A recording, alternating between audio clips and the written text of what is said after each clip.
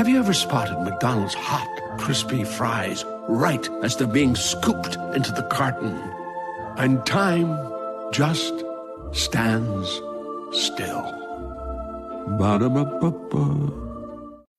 When the game tips off, the NBA action is just beginning on FanDuel, America's #1 sportsbook. Because FanDuel is your home for NBA live betting. However you want to play, now is the perfect time to join. Make every moment more with FanDuel, official sports betting partner of the NBA.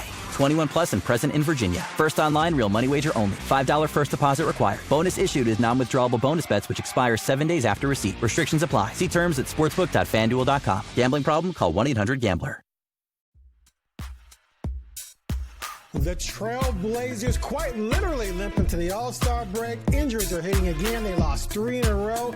Is the postseason dream dead? But on a positive side, Donovan Clingan shines. All of that and more on the Blazer Focus podcast. I'm Aaron Fentress of the Oregonian, and I'm joined by Craig Birnbach. Craig, we didn't talk last week after the trade deadline because nothing happened. To talk about. Nothing happened. But the Blazers went out and won a couple more games. They won 10 of 11 to get to within 2.5 of the plan, which is just still mind-blowing. But then they lost 3 in a row. Very predictable losses at Minnesota, although Minnesota was missing a bunch of good guys, including Anthony Edwards. The Blazers should have won that game, but whatever. You knew they were going to lose to Denver, and they did. They got smoked, and they showed some heart last night without 4 key players. Ayton, Williams, Grant, and Scoot were out. Ayton out 4 weeks. He'll miss 3 weeks of actual game action after the All-Star break.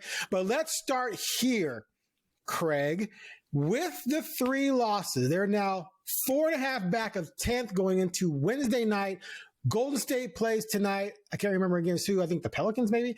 And if they win that, then the Blazers would be 5 games back. Do you believe that 3-game stretch pretty much iced this team out of having a realistic run at the play-in with 27 games to go? Yes. Okay, moving on. Now, I to be honest, I thought there was I didn't think they were going to get in the play-in anyway. I mean, we talked about it. It was a nice little something for fans to enjoy. But what that, I don't know. As I kept saying, like, it sucks when you're in the position where winning could hurt you. And this might be a situation where winning hurts them. Yeah. Well, even when they were winning, my thing was they got that Minnesota, Denver, right? And if they go into that and they go 0-3 or 1-2, and someone they're chasing, because you're chasing 4 or 5 teams, wins 2 or 3 in a row, then boom, all of a sudden you go from 2.5 to 4.5, 5. You got the Lakers' first game coming back where you get the All-Star break. And so making up 5 games against, Curry and Butler, against even San Antonio, which they're only a couple games behind San Antonio, but they added De'Aaron Fox. Dallas might fall a little bit with Anthony Davis out for a while, but it's tough to make up that many games with 27 to go when you're not going to win 10 of 11 the rest of the year, right? So, yes, the dream is pretty much dead, but it was fun while it lasted. I'm not going to lie, man. It was just to be able to look at the standings and go, hey, they're only 2.5 or they're 3.5, or if they win this, was just fun to do for the first time in 2 years. So I enjoyed it. I'm winning. And maybe some fans enjoyed it. The Moda Center was jumping. Yep. But like you said, it kind of hurts you. But before we get to that, before we get to tank or don't tank or where this is going and why it hurt, let's just jump on this real quick, because everything ties together. Every segment I had on here, they kind of blend together. So the injuries have hit again. Ayton out 4 weeks. They're not going to win a lot of games without Ayton. I'm sorry, and I don't care if Kling is not going to be able to go 20-7 and 17-20 on a consistent basis. He's not going to be able to give you 30, 35 minutes a night and be consistent because he just doesn't have the conditioning yet. So that, to me, above all, just erases everything. Williams is unreliable as well. Out. Yeah, he's going to be unreliable as well, clearly. And then Scoot, sprained ankle. I mean, we haven't heard a definitive word yet on that, but that he could be back for the Lakers. He's going to miss All-Star weekend, Friday in the Rising Stars game. He's not going to play with Tumani Kamara. So we'll see how long that lasts. And then, of course, Grant. Grant has knee soreness. What I'm saying here is that these are the types of things that at this time of year could very easily be stretch injuries like they've done in the past, or someone has an ankle and it becomes 6 weeks. So it's going to be very interesting to see what they do after the break. If they say, okay, since we lost these 3 in a row, we're realistic out of it. Do we just manipulate the situation as we've done the previous 3 seasons to try and fall as far as possible? Which brings us to the next question. Should they start a full-on tank or continue to try and play hard and try and win? I mean, and play guys. The players are always going to play hard. I mean, play enough guys to really try and win as opposed to sitting guys out. So, you know how I felt all along, and nothing has changed other than, again, winning 10 of 11 was fun, but it hurts you. And this is part of where I feel there's no real solid direction in the rebuild or cornerstones in the rebuild. There was, though, but kind of. But anyway, go ahead, finish. I'll let you finish. So I've told you from the beginning, I didn't want playing Grant and playing Williams makes very little sense anyway. And they were playing inconsistently anyway. So it's not a huge difference. I mean, Grant's missed a bunch of games. Williams has missed a bunch of games already. Like, them playing doesn't matter to me. They got to get off those contracts. They got to get rid of them at some point. So Ayton being injured stinks because there is a potential he could be a part of the future. I see no place, and I know you kind of reluctantly agree with me on these sometimes, but now, because you're like, well, maybe, and then you're like, oh no, you're right, they're too old, or their contracts don't fit. Jeremy Grant's contract's terrible, and it's hard to move, but he's not good enough to play for you long term. No, what's the point? You don't want to play him in front of Kamara and Denny. He's not that good. It's not like you got an all-star in front of them. I think Denny's been better. So why do I want Grant out there? The only reason is to convince people that they want him. Well, they didn't get to move him this time, so now they got to wait till the summer anyway. So I don't care. Personally, I don't want him to play. Nice guy. I feel for him, because why do you want to be, other than the $35 million a year? That I don't feel. That's all right. And Williams is too injury prone and too short of a contract to matter to you. So I'd rather, now you have to play him though, because you don't have a backup center. They were playing Tomani at center last night. You know what I mean? At times. I mean, I don't know why Reed's not playing. Jabari came up big. He did, and he's 6'7", so not really a center, right? So I just think the tank's on whether you like it or not. But I say tank by default. But you're going to talk about it later. Your coach has no incentive to tank. No incentive to tank right now. He's a lame duck when you have a team option. So the only incentive he has is if you give him an extension and tell him tank. Right. I mean, that's part of the problem here is you have a coach whose record is so bad that if you didn't see any of these games and you just looked at the statistics, you'd be like, well, that might be the worst coach in NBA history.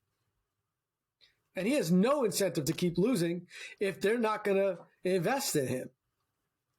And you did a great article on his future, and I felt that Chauncey just showed his intelligence.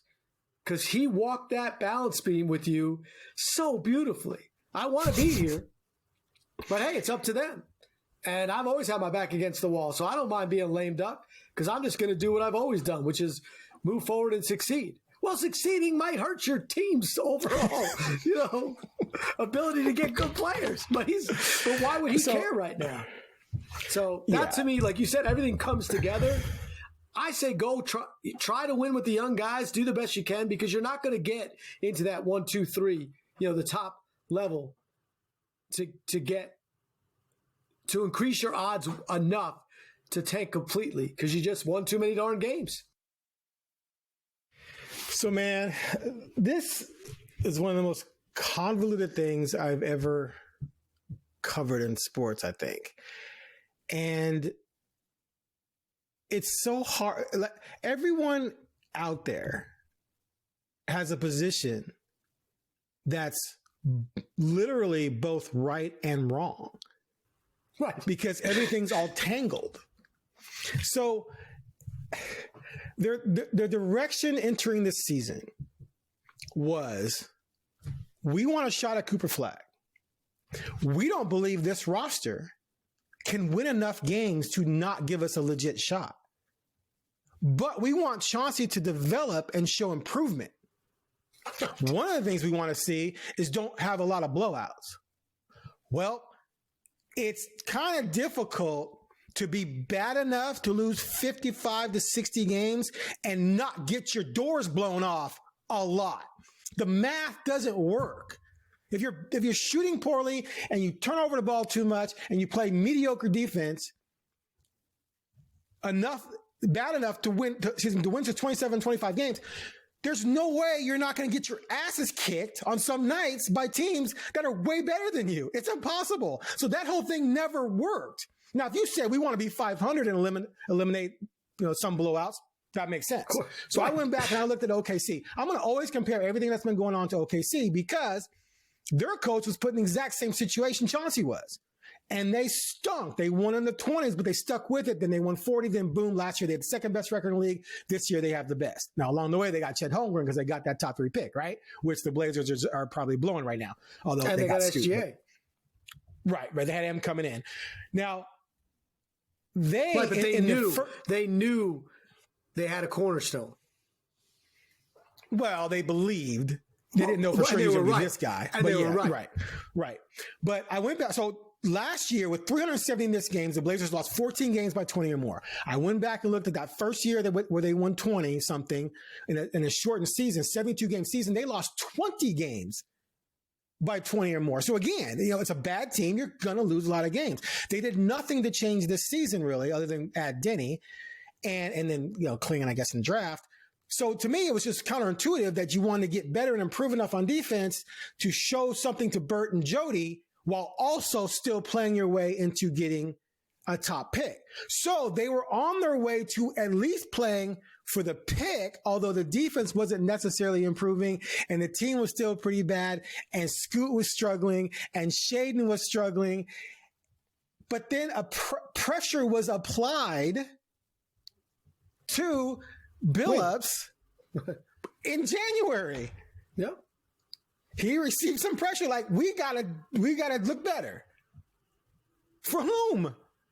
Well, for Bert and Jody. Okay, but what are we? Wait, what? What are we doing? If we're trying to look better, but how much better? And so Chauncey made changes. He made changes in the lineup. He made changes in the rotation. I put in my story that I ran on Oregon Live today. Their defensive rate, or they were giving up 120 points per game from December something to the day they dropped Sharp from the lineup. Because Sharp and Scoot were struggling defensively. You change the lineup, boom, your defensive rating goes way down. Yeah, you want to go down. And all of a sudden they win 10 of 11. So Chauncey did his job as a coach, but at the detriment of the bigger picture. And you can't blame Chauncey. Like, fans are literally blaming Chauncey's an idiot. Why is he playing? Chauncey's trying to win for his life, his livelihood as a coach. Right. To ask Chauncey, but to ask Chauncey as a fan, we want to lose. You can't, he's an idiot. You can't ask him to do that. Go ahead. When he was losing, the same fans said fire him because he's the worst game coach ever. Players. I know. You're damned if you do, damned if you don't. He sucks. He can't win. He's winning too much. He's not developing these guys. Oh my gosh, Scoot's blowing up. What do we want from these guys? So the problem now is that no one can, that 10 of 11, no one can deny that you didn't see development. The defense was the best in the league. Yep. Aiton showed up, Scoot showed up, Sharp was showing up, coming off the bench, Kamara and everything worked, and they beat good teams, healthy teams. The Suns, Durant and Booker. They beat Dame and Giannis. They beat the Pacers with all three of their shut Halliburton down to 0 points. Who else did they beat on the way before going on the trip? They beat Boncaro and Wagner, and there was another good team. I can't remember all the teams they beat Orlando, but they beat Orlando twice. So. It's so now you're in a situation. So here's the thing where we come back to like the Grant Anthony thing. If this crew were to come back next year and they truly have turned the corner as a group. By turn the corner, I mean you're no longer in a position to go into a season tanking or expecting to get a top 5 pick. You got to go in next year thinking we could be like OKC was in year 3 and be 500 and be in the playoff mix. Well, I'm just saying, if you've gone from but for top 5 what pick end? to middle of the road, now you can't go in the next season taking because you're too good. So then what you have to do is you have to make roster moves with the idea of advancing things, not bringing things back. Because your opportunity to bring things back and stink and get a high pick may be gone unless you get lucky like Atlanta did in the lottery, right? So they're in this complete quagmire of mess where you've painted yourself into a corner unless you get lucky and win the lottery with a 5-6% chance. So I don't know, man. It's so wild. here's the thing. Here's who I blame. One more thing. Here's who I blame. I blame Bert and Jody. Period. You got Cronin out there. You got Cronin out there not knowing what his future is. Yeah. You got Billups out there not knowing what his future is. And so Billups has no choice but to do everything he can that's counterintuitive to what you need bigger picture. Had you given him an extension, then maybe you can manipulate things a little differently. But you didn't. You didn't. And now you're in a situation where if you let that guy go, and you had the 9th pick in the draft, how dumb do you look? Sorry, no offense. These people aren't dumb, but how ridiculous does this entire situation look? You let that man crush your dreams of getting Cooper Flagg because you painted him into a corner. And no one puts Baby in the corner. No, I'm just kidding. So, no one puts Billups in a corner. Anyway, you can respond. So I agree with pretty much everything you say because I've been saying it from the get-go. Yeah. But the other problem you have, though, is the roster that you have and what you have not done, with the players that you got to trade and didn't trade aren't worth enough to get you something. And what you don't have is cornerstones that you can bank on. So you talked about uncertain futures. When you look at the Blazers roster, to me, if you go down the list, Denny and Kamara are the only 2 dudes that I could say have certain futures. All right, can I just stick a balloon in here? Have you seen that new dating show they did with the balloons? I want to pop your balloon. Denny, 2 of 9, 6 points. 3 of 6, 9 points. I'm not saying he's great, but his contract is a place where you're not moving that. And you gave up first round draft picks to get him. I'm not saying he's going to be a star. I'm just saying he's on the team. Moving forward, yes. There's no Cronin loves that. I made a joke with Cronin for the season that do you go to bed at night cuddling the contract?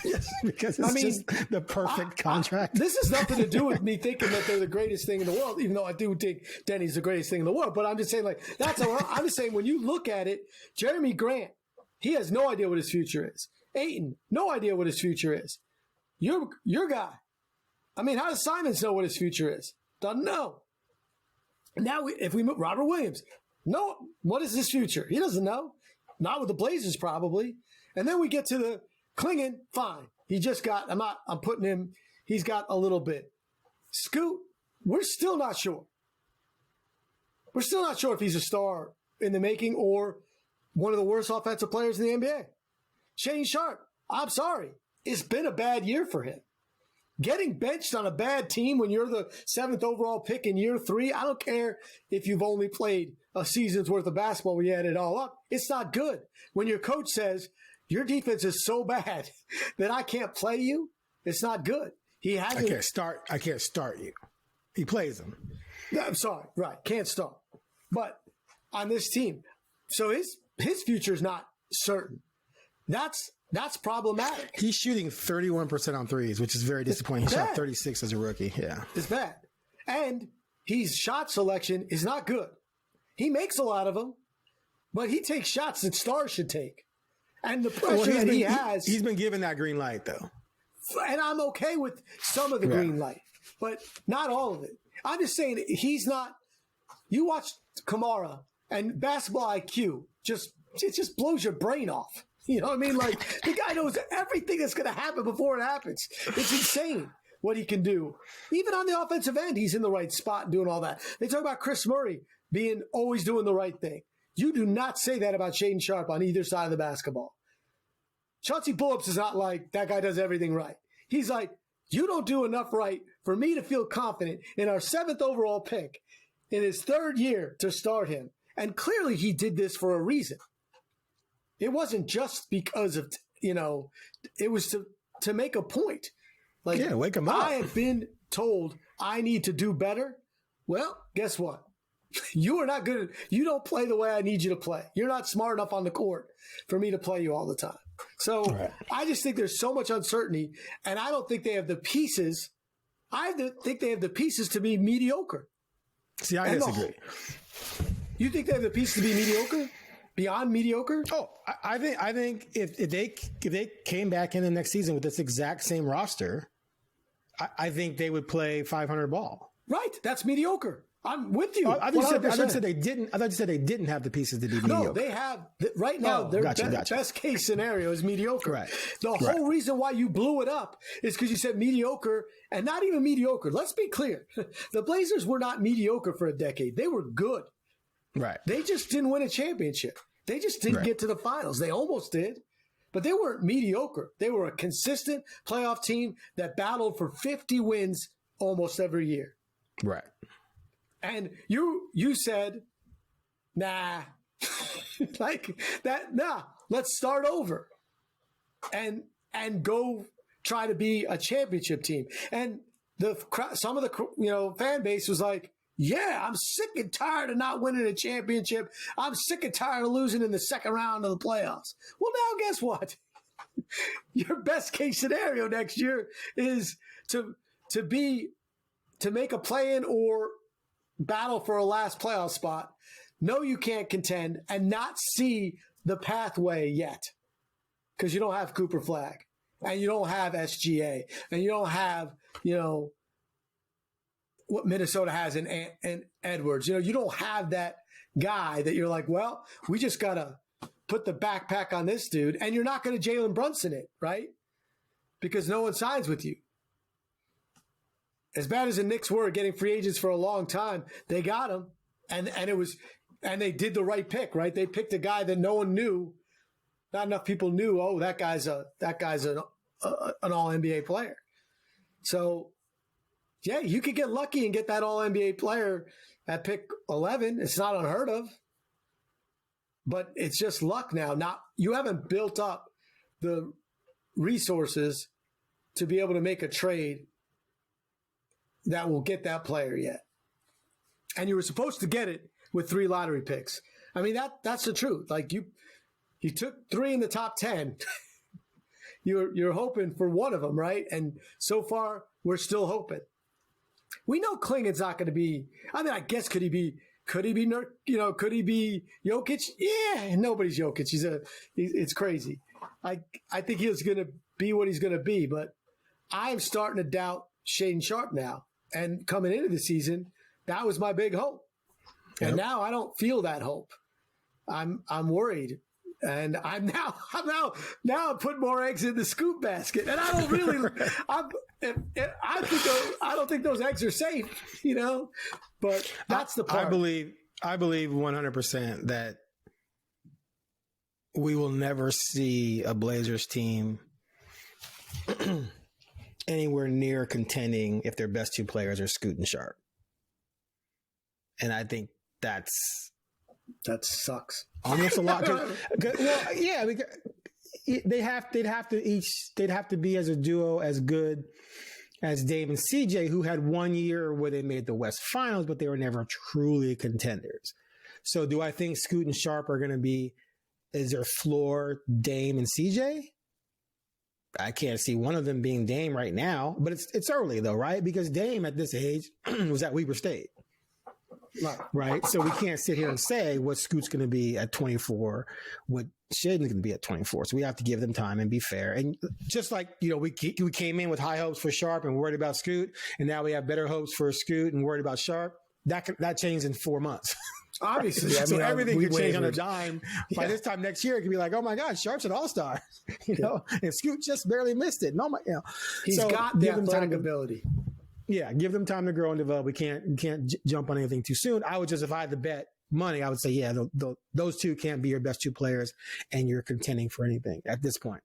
So then you have to find a way to find that alpha guy, that true all-star. And if you can't get it in the draft, we know from history in Portland, you're probably not going to get him. And that's going to be a problem moving forward. That said,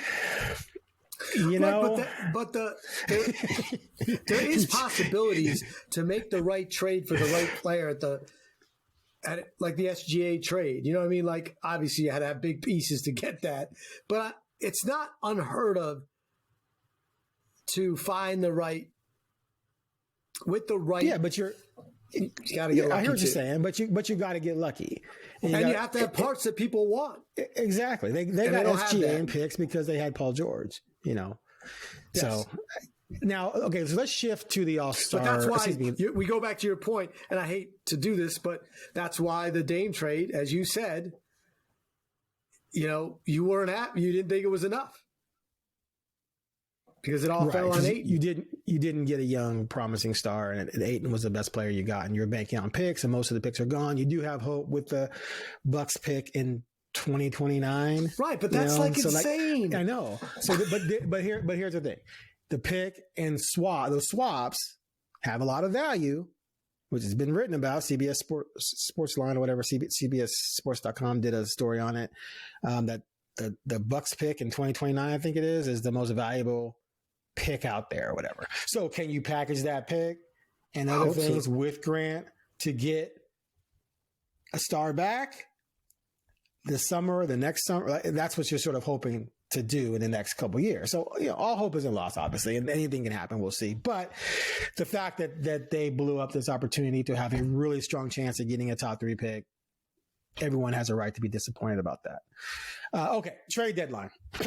Man, people were crying at the deadline, man. I swear. The funniest thing for me at every trade deadline, or even with my fellow brethren, Bulls fans were whining too, there's always this assumption that there was this deal on the table, man.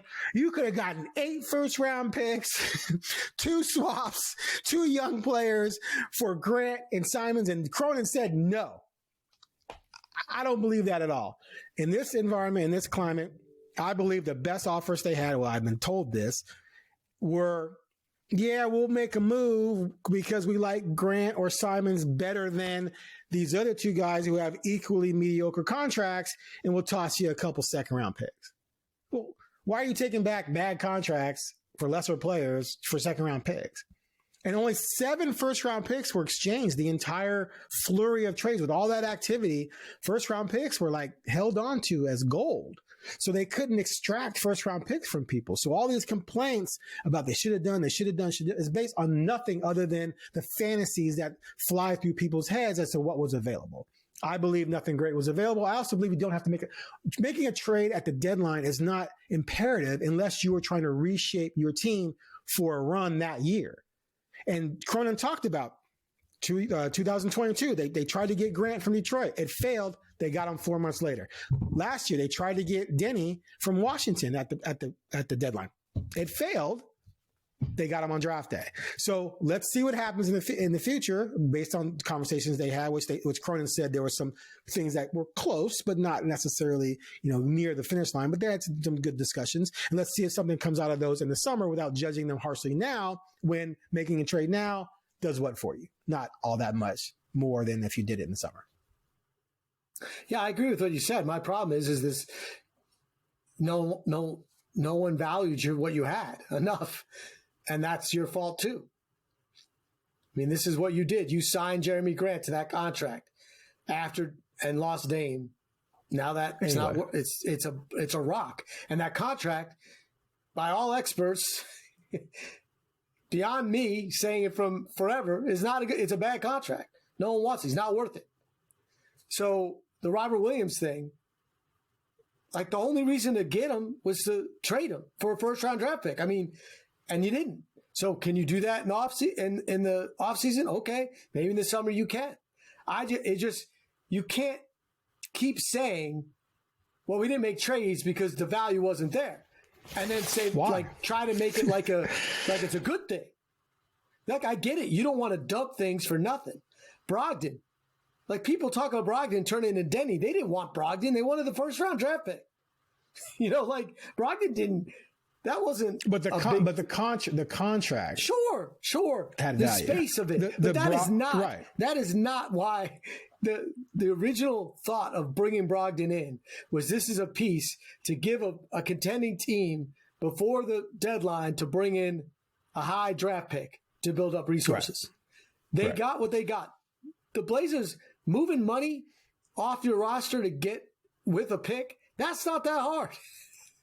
Like, that's what no one will do. Well, no one will do it. But moving forward, I'm saying if it's the Jeremy Grant thing, that's probably what you're going to end up having to do. Right. And so that's why don't just dump it. Right. But that means his value isn't what you said it was supposed to be. I mean, my thought is the reason why you signed Grant. The CBA changed things too. Fine, continue. But it's not like it was unheard of. It's not like they weren't in rooms and they didn't know. It wasn't like someone handed it to them and said, "I know you. This is completely out of the blue." I mean, that is the job. I'm not saying it's not hard, but Joe Cronin's job, he got the job because he was a cap expert. I'm just saying what you're describing, why they didn't make moves, I can agree with. What upsets me and what stinks for the team is the reason why you didn't make moves is because the people didn't value what you have. And I don't see first round picks, right? And that was the point, right? Or a young player. You got Denny. You moved Brogdon, at least. Now, again, I will argue that you basically figured out how to use him because you didn't move him before, right? So that wasn't you didn't get Brogdon to just be a salary. You thought he was going to be a pick that a contender, not the worst team in the NBA would value, right? I mean, I think we can all agree that Brogdon was picked up, former Rookie of the Year, a guy that the Blazers thought would be valued by a good team. And the opposite happened. The team that wanted to lose the most games and is doing a great job at tanking, wanted him. So that they probably thought Denny's good enough that we won't lose enough games to get in the Cooper Flag conversation, but we don't think of him as a star, and we're just starting at nothing. So we'll get the first round pick, and here's Denny for you. Right. We know he's good, but we don't think he's going to be, he's not going to transition our franchise to the next level like a Cooper Flag might or a top 3 pick might. Right. That's what upsets me is that people, I agree with you, like the people that are saying just make the trades to make the trades are wrong. But the problem is, so now you got stuff that no one wants. Well, okay.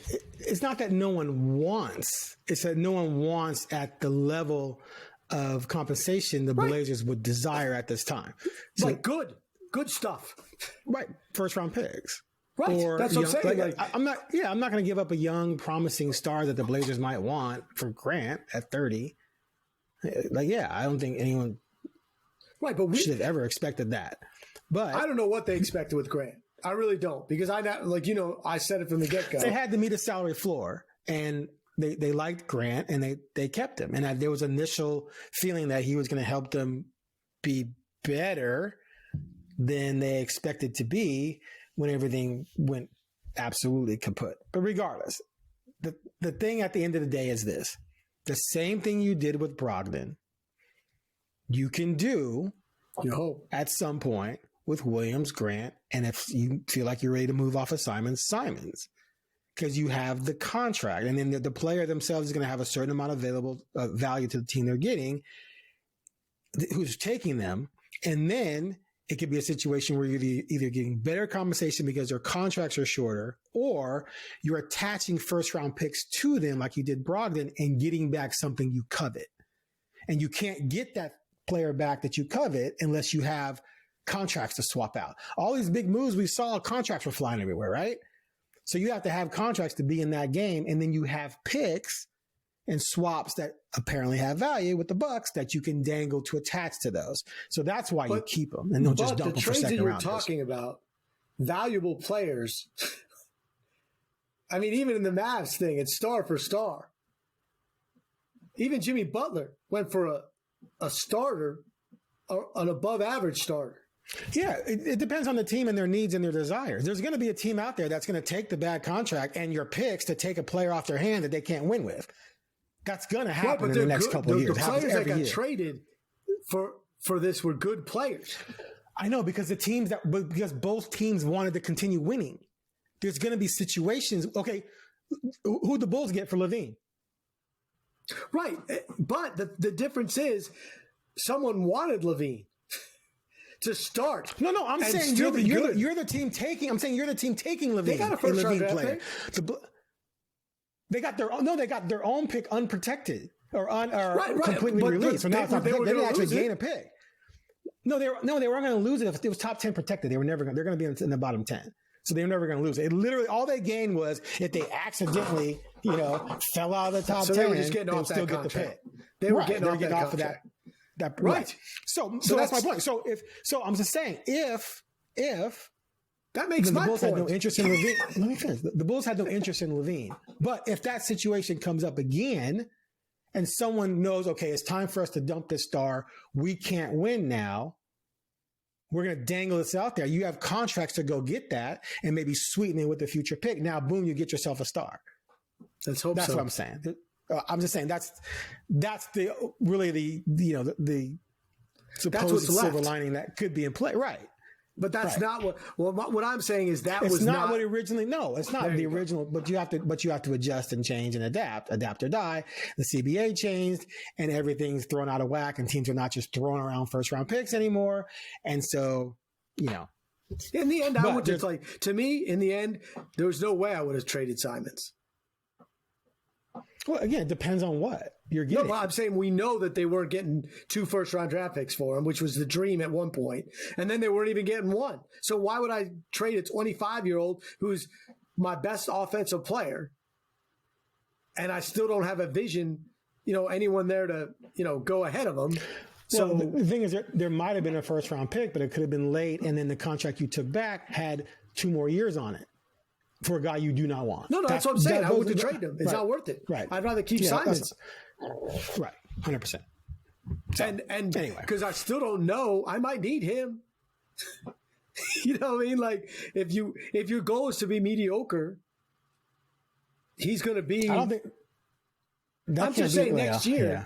Like I don't know we don't know where they're at, but if you don't want to be, if you decide that next year we're not tanking, because I mean.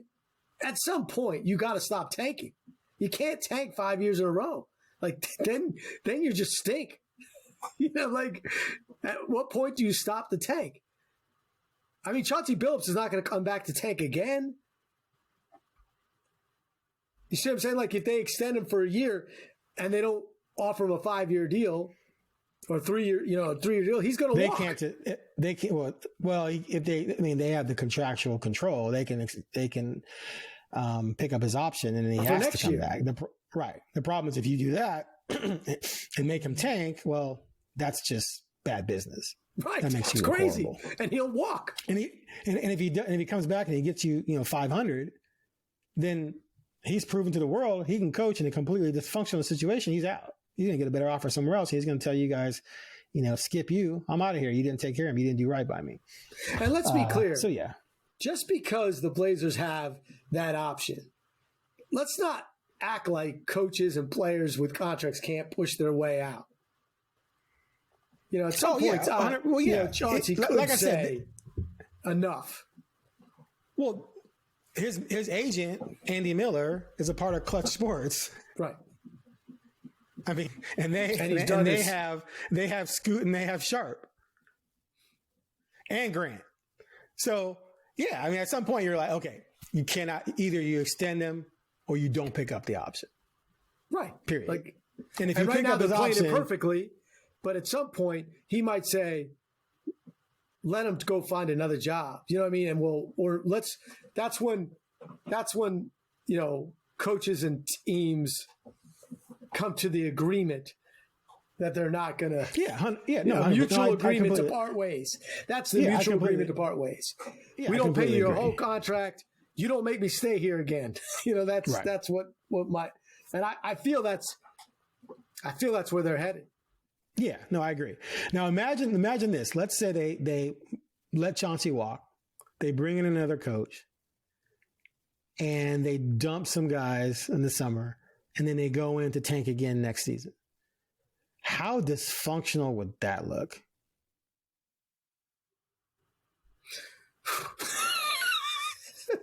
I mean, you'd have stuff to write about. How absolutely dysfunctional would that look?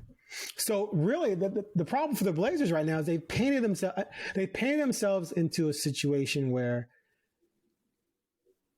if they say we've turned things around and we're ready to make a run at the playoffs, but we're going to go in a different direction with a different coach. Oh, okay. Well, then why did you make him stay and turn things around for you and complete some of the development you wanted to see, and then you just let him go anyway? Why didn't you just let him go last year so he could find a different job? And then you're saying that we're going to bring another coach in here to tank when you wasted an opportunity to tank this year to get into the top 3, but because you wouldn't do right by Chauncey, and then he went out and won more games than you ever saw coming, which blew that opportunity, but now you're going to chase that opportunity again next year with a different coach. So they almost have to bring him back and give him, a 2 or 3 year extension to let him see the rebuild through. Or just fire everybody and start over. I mean, and to me, also, we haven't mentioned it, and I told you I'd mention it every time we talked about stuff like this. What's going on with the ownership?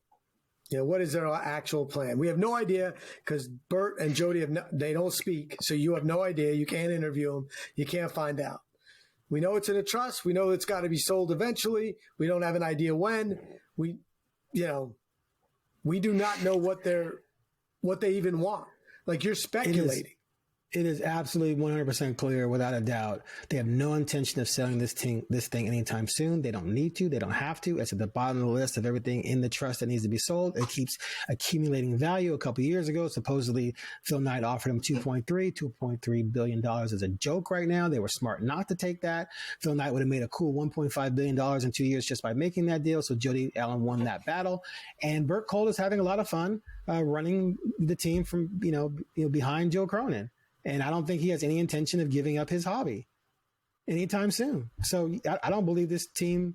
I think I'll be retired before this franchise is sold. Wow. Unless someone comes up with some absolutely astronomical deal, which I've been saying the whole time. If Phil Knight really wants it, make them an offer they can't refuse, minus the dead horse, of course.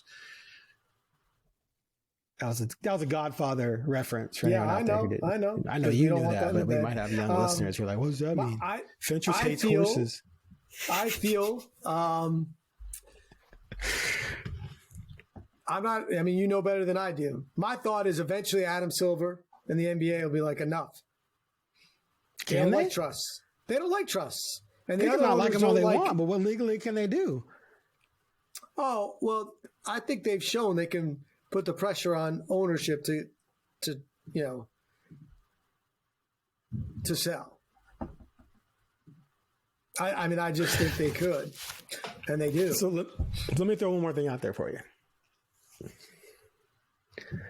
The De'Aaron Fox situation should be extremely alarming to Blazers fans. And I might be projecting too much, into the future, and just making too much of this. But that guy was their centerpiece. They traded Halliburton to build around Fox. Yeah. And then they got a lot better and he became an all-star. And then all of a sudden things didn't work out. and he supposedly wanted out.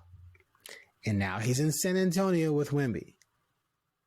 Who's to say that similar thing doesn't happen with Scoot and or Shaedon inside the next few years? What if you build around those two and those two do become good and you think, oh man, we turned the corner. These two guards are great. Everything's worked out. And then boom, one or both was like, yeah, I don't want to be here. And they push their way out. See, while that stinks, I'd love to see that because that means they're at that level, and we've at least seen some really good basketball for a couple of years, I guess. But what's the point if you don't see it? Well, I mean, look, I never. My thing was like, I understand why people want to break things up after being mediocre for a while. If you're the kind of ownership that knows how, that wants to really wants to win a title so badly. And under Paul Allen, he tried it. He tried multiple times to make that move to get them over the top. But moving off Dame the way they moved off Dame with no clear future piece, no ready, this is where we're going. I think it's totally unfair to Scoot, put that on him. But this is what they got to live with now. I mean, if they would have kept Dame, and heck, even if they would have traded for Tyler Hero, people could get mad all they want. That guy's a potential all-star. He's an all-star. No, he is an all-star. That's what I mean. But like consistent. At the time, yeah. And he Sorry. might be averaging on this team 27. But this is where they are, and we talk about Chauncey. I don't know where Joe Cronin is with how they feel.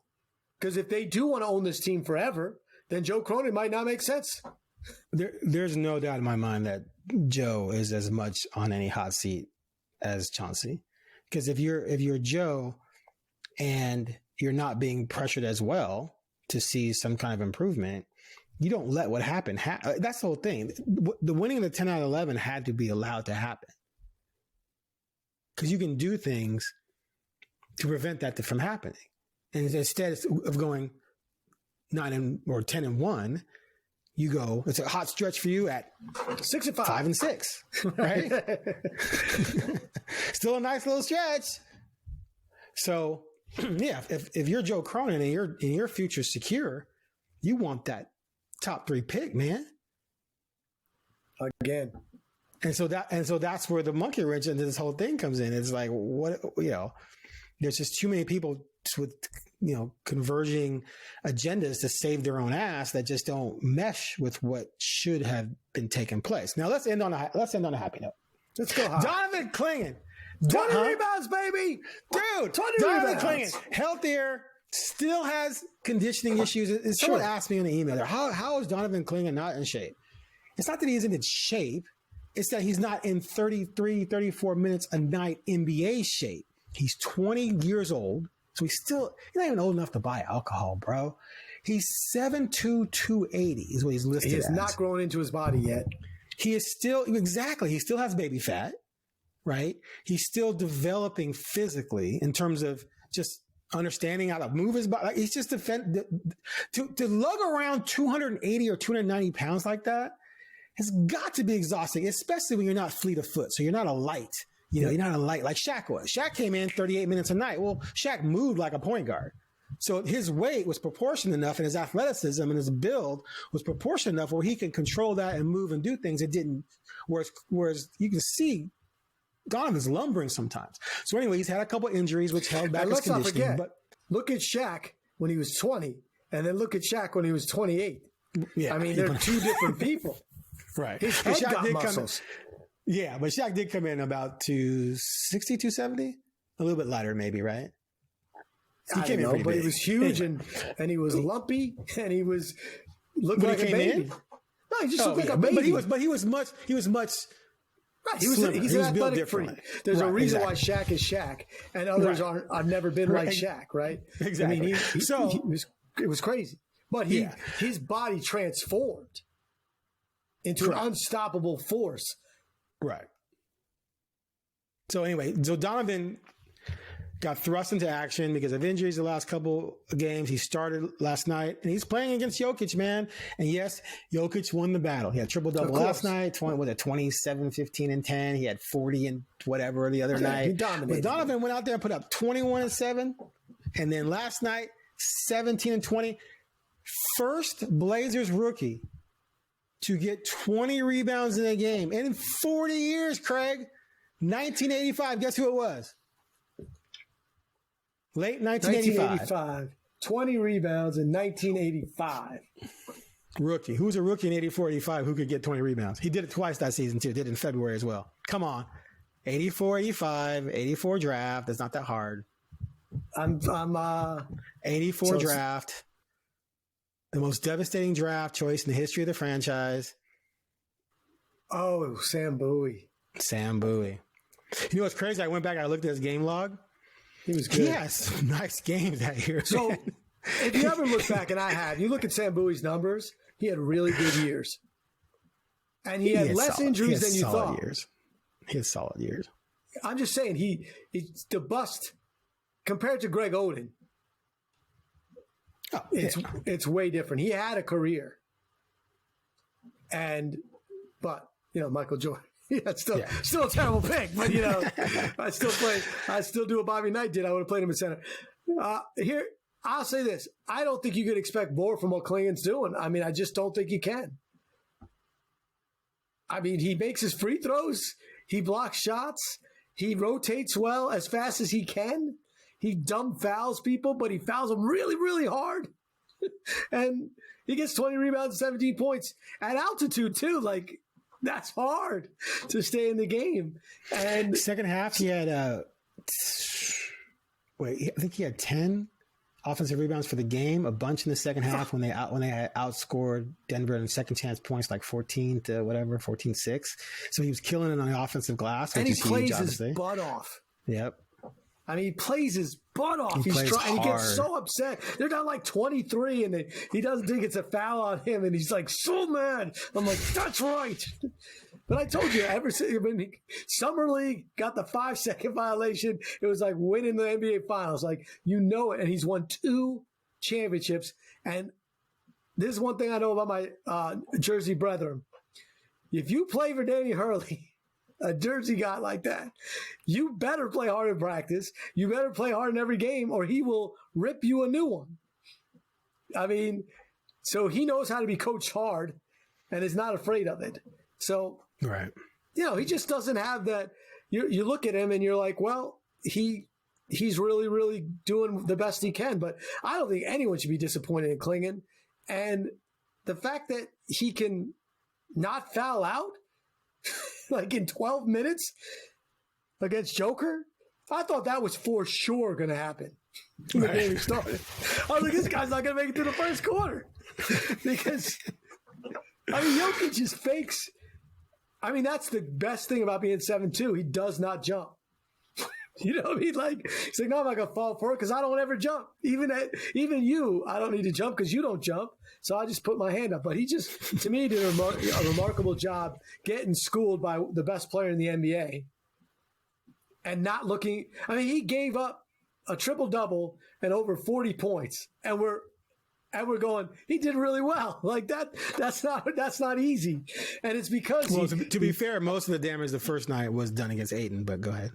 Right. But I'm just saying, like, it's not like he was like, oh, he held him to 15 and 8. No, right. The guy killed him. But I mean, what do you expect? A 20-year-old against I'm starting to freak out about where I have to rank Jokic in my offensive players that I've seen in my life, because it's so ugly. I don't want to rank it where it goes, but you can't stop him. And when the guy's averaging, 30, 10, and 10, whatever the hell he does every night, you're like, well, I'm sorry, Michael, you're the greatest ever, but like, you didn't put stats like that up at center. Okay. No, I'm not saying he's better than Michael. I'm just saying but you have to sit there and look at those numbers and see that he's unguardable. and he's won a championship. So it's not like Russell Westbrook, where you're like, oh, their numbers, or James Harden even. No, the dude is the MVP, and he won a championship already. I don't know. It's just blowing my brain because I'm like, no, that's hideous. Oh, that went in? Holy crap. He's got 40, 17, and 12. That's ridiculous. Oh, and they won. So here's what's funny about this. And I'm not taking anything away from him necessarily. But the points and rebounds from a center, we've seen that before. That's not impressive. What makes it jump out is the assists. However, in a lot of ways, the assists are the product of the style and era. And just take 3-point shooting alone. He can have the ball and kick it out to Murray for a three. Well, Kareem can never kick it out to someone who's going to shoot 10 threes a game. So yes, you're but getting a few assists that way. The reason why the system is the way it is because of him. But everyone's running the same situation where you're shooting 30 to 43s. What I'm saying is that you're able to get assists off of threes that you couldn't get in the past. Last night, he held the ball without moving for like 20 seconds. And then he turned and fired to a guy wide open for a dunk. Right, from the perimeter. I know, right? but I'm saying so centers in the past didn't operate in the perimeter because it wasn't the style of play. That's what I'm saying. Kareem is disrespected all the time where he belongs as a scorer. And he was not asked to do it. But, I mean, Kareem wasn't dribbling down the court, running the offense through, from the top. Because he wasn't raised to do that. Yeah, not because he maybe. couldn't have done Kareem was There's amazing. No maybe. Had Kareem grown up today, he'd be doing the same stuff Wemby's doing. He'd be doing exactly. He'd be doing exactly the sky hook though. From three. He'd be doing the hook from three though. I'm just saying, it's just someone a while back.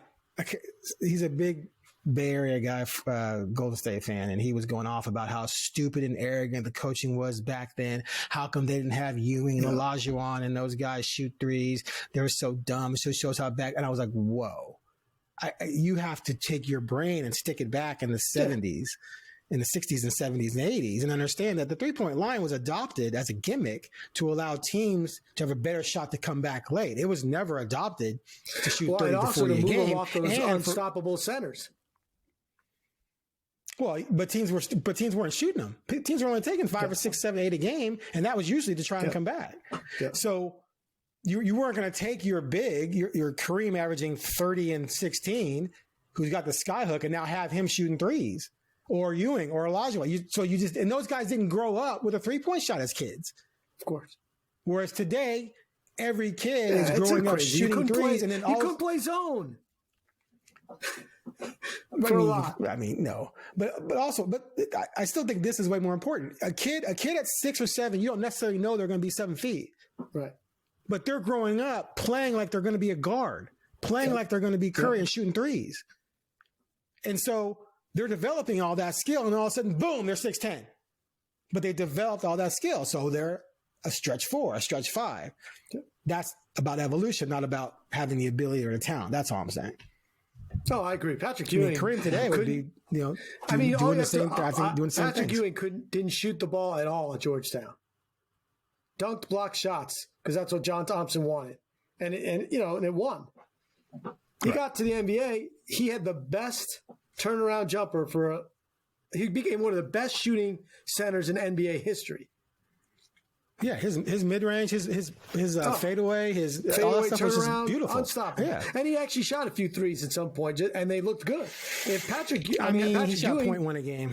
I'm just saying, he wasn't. It didn't look hideous. Let me see how many he shot for his life. Not many, but I'm just saying, he had the ability to shoot. Right, and that's for back then. Shaq didn't shoot that many. One year he took 21 and made 6, 29%. It didn't look embarrassing. Right. Imagine had he grown up doing that. No, that's what I'm saying. He would have shot 35%. I agree. Yeah. Yeah, no. All right, we've done. Yeah, we've okay. Yeah, we're going back and defending our age. We're like, when I was a slug, we didn't know how to shoot threes. We only went inside. There was no What's this line? All right, we got to end this. Podcast. We'll be back after the break at some point. Take care. Thanks for listening.